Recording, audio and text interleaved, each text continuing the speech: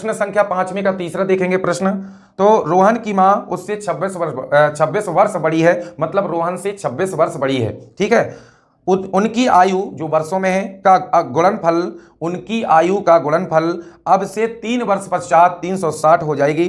हमें रोहन की वर्तमान आयु ज्ञात करनी है, मतलब यहां पर हमें क्या करना है, रोहन और उसकी मां की आयु को ज्ञात करना है। तो चलिए इसका हल समझ लेते हैं। तो देखिए बच्चों, इसमें हल क्या है। तो रोहन की मां उससे 26 वर्ष बड़ी है, तो हमें क्या करना है, यहां पर रोहन की आयु जो कि ज्ञात भी करनी, तो माना रोहन की वर्तमान आयु।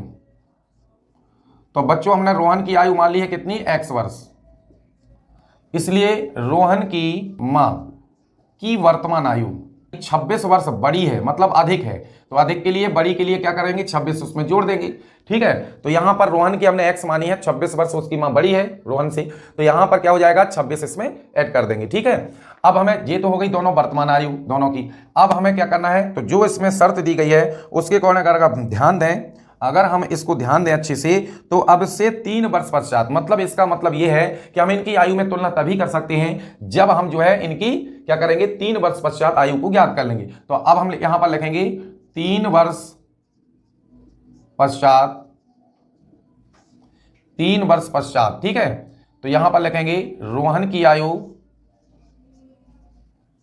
तो बच्चों 3 वर्ष पश्चात रोहन की आयु हो जाएगी x + 3 वर्ष,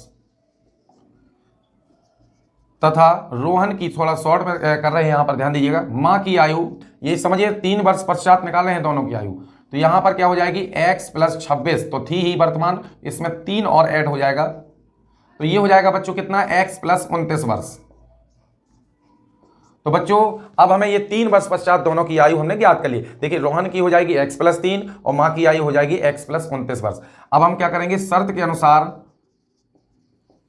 अनुसार वो कह रहा है कि 3 वर्ष पश्चात उनका जो गुणनफल है ना, दोनों का आयु का गुणनफल है वो 360 हो जाएगी, मतलब x + 3 गुणा x + 29 और बराबर कितना, 360।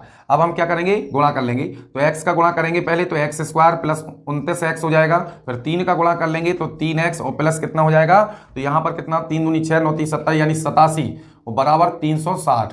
अब हम इनको पक्षांतर कर देंगे और यहां पर जोड़ भी लेंगे, तो यहां पर हो जाएगा 32x और प्लस का यहां 87 - 360 और बराबर 0, यानी कि ये हो जाएगा x² + 32x, x² + 32x और माइनस का 273 बराबर 0। तो बच्चों ये बन जाएगा आपका द्विघात समीकरण, ठीक है। तो इस प्रकार से हमें क्या है, क्वेश्चन को अच्छे से समझ के करना है।